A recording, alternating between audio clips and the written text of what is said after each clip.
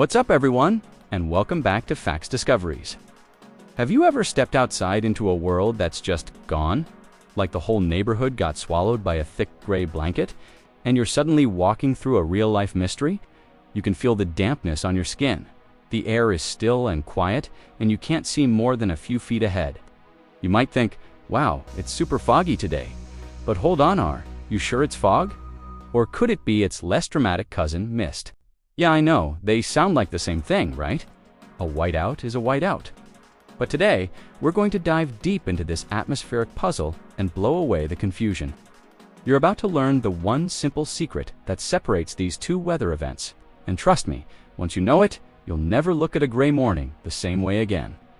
It's a total game changer for understanding what's happening right outside your window. So, let's get right to the main event. What's the number one bona fide official difference between fog and mist? It all comes down to one simple word: visibility. That's it. It's a numbers game. According to the National Weather Service, if you're standing outside and you can see less than 1 kilometer, that's about 0.62 miles, then congratulations, you are officially in fog. Think about it. If you can even see the end of a long street or a landmark that's just a half-mile away, the atmosphere is so thick with water droplets that it's classified as fog. It's like a cloud decided to take a nap right on the ground, completely blocking your view. It's dense, it's disorienting, and it's what causes all those spooky movie scenes and real-life major travel headaches. Now on the flip side, what about mist? Mist is the chill, artsy cousin of fog. It's what you get when visibility is greater than 1 kilometer. The air still has that damp, hazy quality, but you can see a lot further. Mist is what creates those absolutely stunning, ethereal photographs of a forest at sunrise, with light rays cutting through the trees. It's that gentle, dreamy haze that hangs over a lake in the early morning, making everything look soft and magical. Mist doesn't totally erase the world, it just softens the edges. It's less of a wall and more of a veil. So, the 1 kilometer rule is your golden ticket. Less than 1K, fog. More than 1K, mist. It's that simple, but there's so much more to the story. To really get what's going on, you have to think about what fog actually is. At its core, fog is literally a cloud that has formed at ground level. That's not just a metaphor, it's a scientific fact. It happens when the air near the ground cools down to its dew point.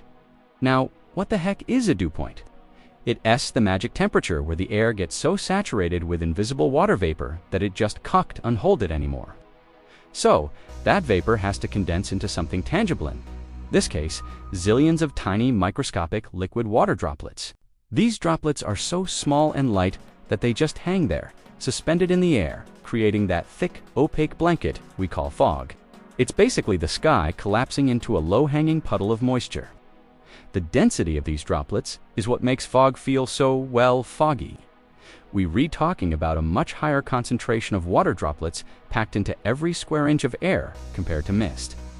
This is why fog is so stubborn. It's thick, it's heavy, and it often takes a good amount of wind or the sun's heat to come out and burn it off. Think about driving in it. When you're in real soupy fog, your car's headlights are practically useless. The light just bounces off the wall of water droplets right back at you, sometimes making it even harder to see. Mist, on the other hand, is much more delicate. The water droplets are less concentrated, so it disperses a lot more easily. A little bit of morning sun or a gentle breeze can make it vanish pretty quickly. Here is a fun little experiment you can try yourself next time you wake up to a gray day. Pay attention to how the air feels on your skin and clothes. If it's mist, you'll probably feel a light, cool dampness, almost like you walked through a very fine sprinkler. Your clothes might feel a little clammy, but you won't be soaked. But if you walk through dense fog for even a few minutes, dude, you can get genuinely wet. Your hair will be dripping, your jacket will feel heavy, and it's almost like you've been standing in a very light, continuous drizzle. The sheer amount of water in the air is that much greater. It's a tangible difference you can literally feel. It's nature's signal telling you just how saturated the air really is. And this distinction isn't just for weather geeks or photographers. In the real world, especially out on the water, knowing the difference between fog and mist can be a matter of life and death. For sailors and ship captains, navigating through dense fog is one of the most dangerous situations they can face. The International Maritime Organization has super strict rules for it. When visibility drops below that critical 1 kilometer mark, ships have to slow way down, turn on their radar, and start using specific sound signals like those iconic booming foghorns to let other vessels know where they are. You can't rely on your eyes, so you have to rely on sound and technology. In mist, you still have some visual range, but in true fog, you are effectively blind. Navigating through a white void, where another massive ship could be just a few hundred feet away, it's seriously intense stuff. Now, let's nerd out for a second on the humidity. While both fog and mist are all about water in the air, there's another subtle difference here. To get proper fog, you typically need the relative humidity to be at or very close to 100%. The air has to be completely maxed out with moisture. Any colder, and it would just rain. Any warmer, and the water would stay as vapor. It's a delicate balance. Mist, however, can form in slightly drier conditions. You might have mist when the relative humidity is, say, 95% or a bit higher. There's enough moisture to create a haze, but not enough to create that fully opaque ground-level cloud. It's another small clue you can use to identify what's happening. One of the coolest things we found at Facts Discoveries is that people all over the world have their own local slang for these phenomena. It's not just fog or mist. In coastal areas of the UK, especially Scotland and northeast England, they have something called har, or sea fret. This is a specific type of fog that rolls in from the cold North Sea, and it can blanket a sunny coastal town in a matter of minutes. It's famous for being incredibly dense and chilly. In California, they have the iconic marine layer, which is basically fog that forms over the cool Pacific Ocean and gets pushed inland by the wind, often burning off by the afternoon. Every region with a unique climate has its own name and personality for its fog, which is a pretty awesome testament to how much it shapes local life. So, there you have it. The great mystery is solved. It all boils down to that 1 kilometer rule of visibility. Now you're officially a backyard meteorologist.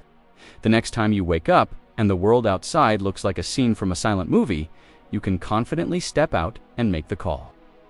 Take a look at a familiar landmark, a tree, a building, a hill that you know is about 1 kilometer away.